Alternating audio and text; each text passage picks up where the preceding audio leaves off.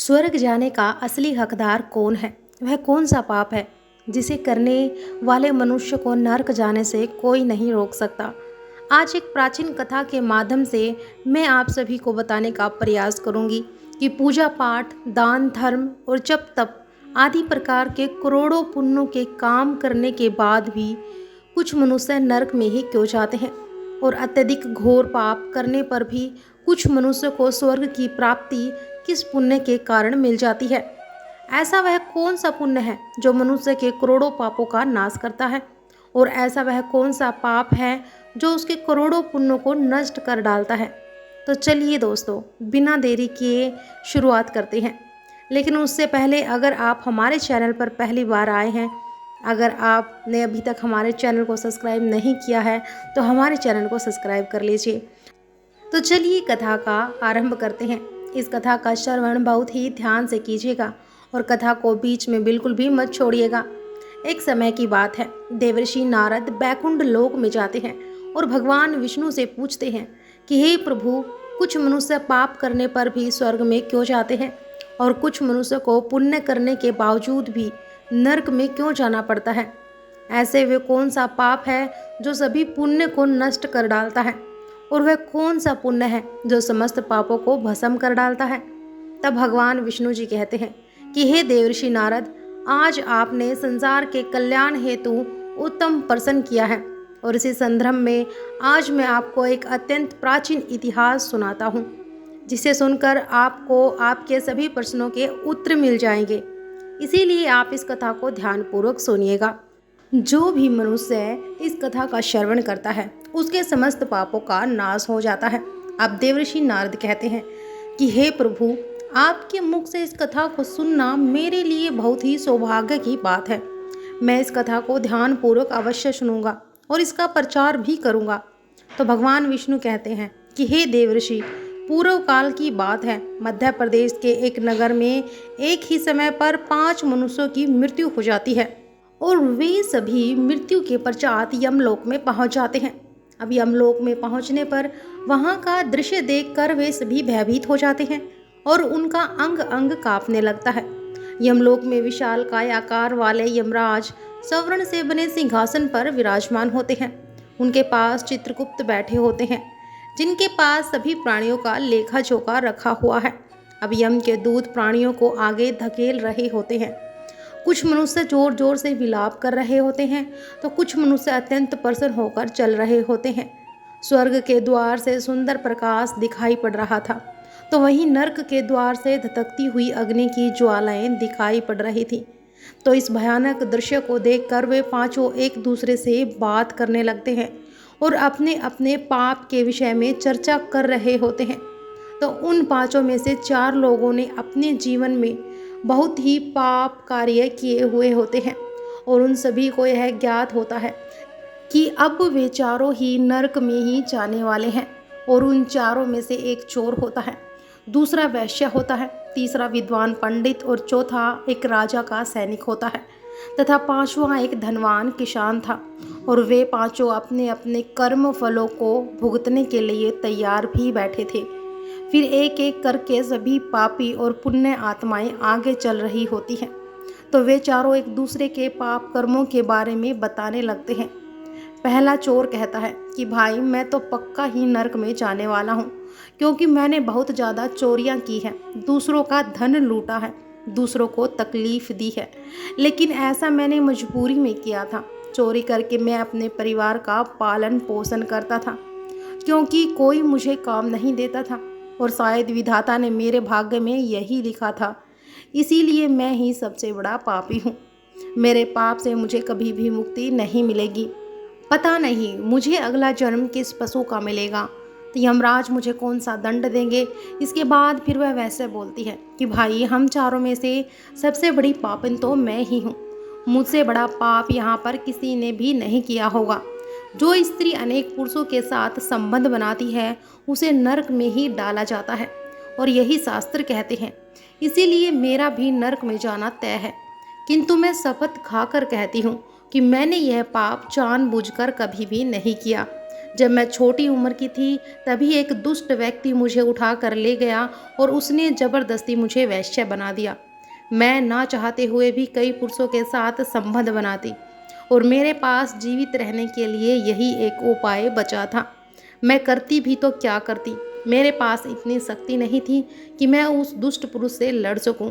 पता नहीं किस पाप के कारण मुझे इस जन्म में वैश्य बनना पड़ा और ना जाने आगे मुझे किस पशु के रूप में जन्म लेना पड़ेगा। मेरे पाप से यह जान पड़ता है कि मैं भी पक्का नरक में ही जाऊंगी।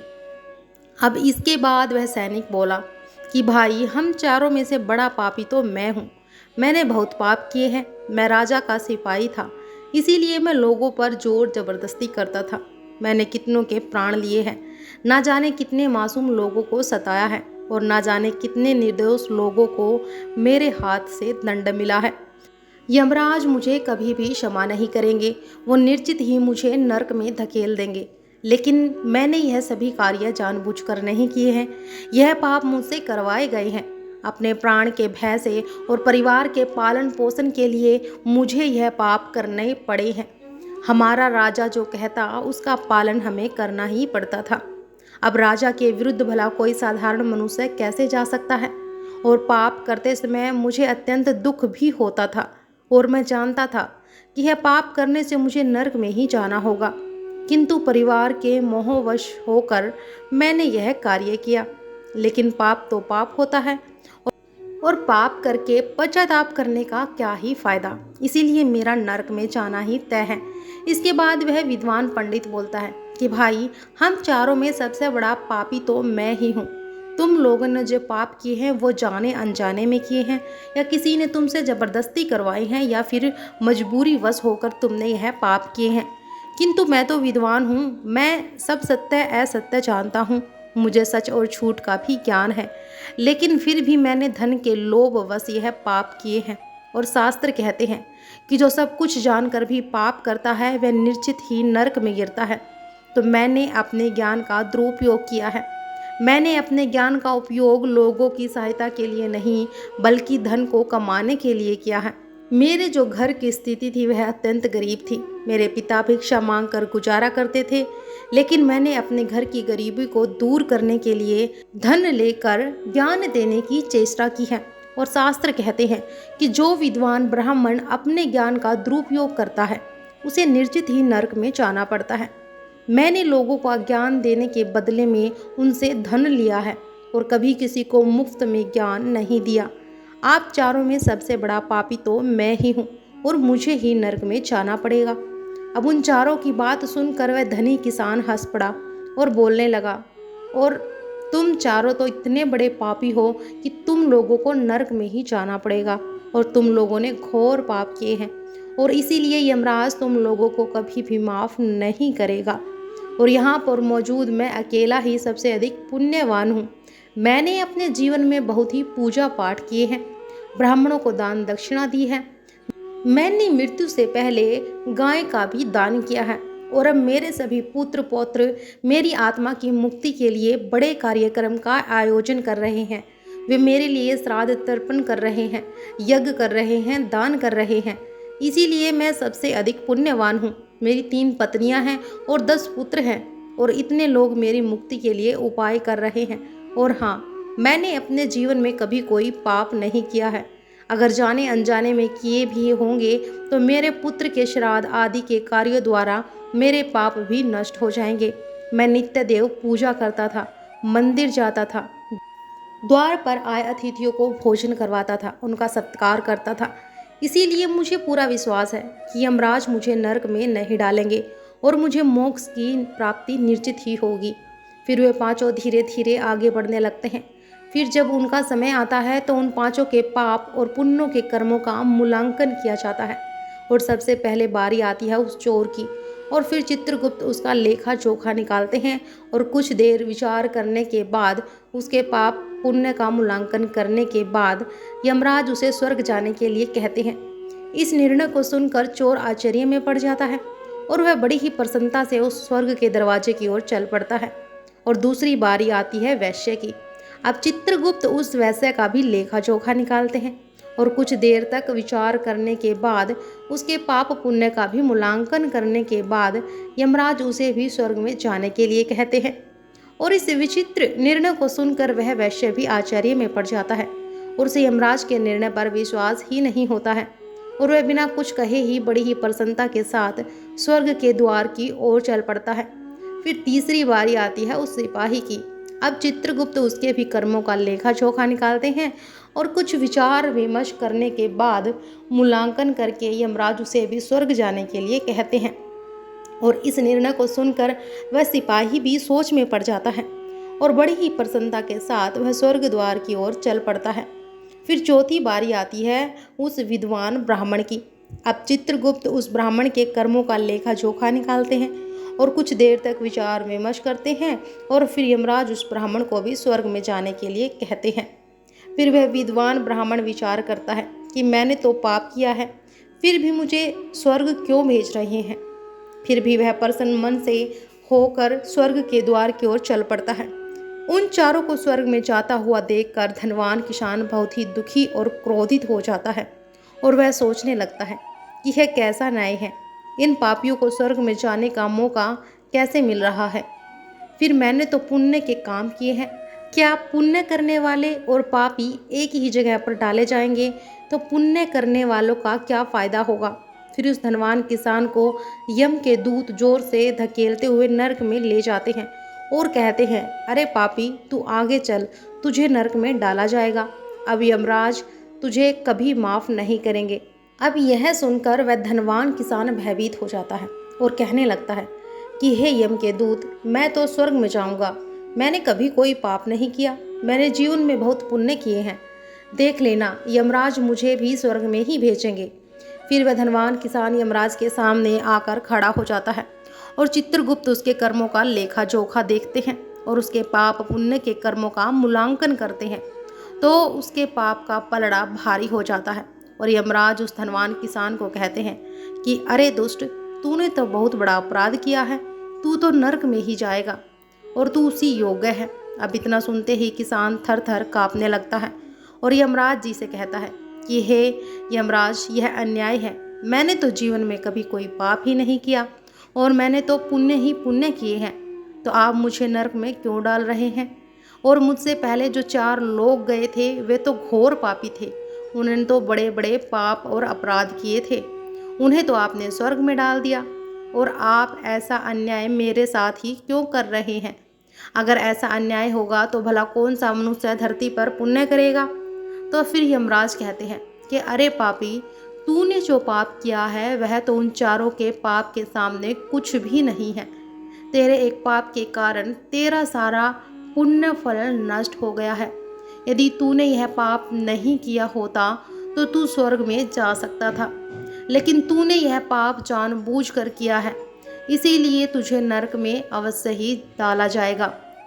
अब उस चोर ने तो मजबूरी में आकर चोरी की थी, किंतु वह चोर दूसरों की भूख को मिटाता था, गरीबों को दान करता था। उसने कभी किसी निर्दोष और गरीब व्यक्ति के घर चोरी नहीं की। उसके पुण्य कर्म उसके पाप से अधिक थे, इसीलिए वह स्वर्ग में गया।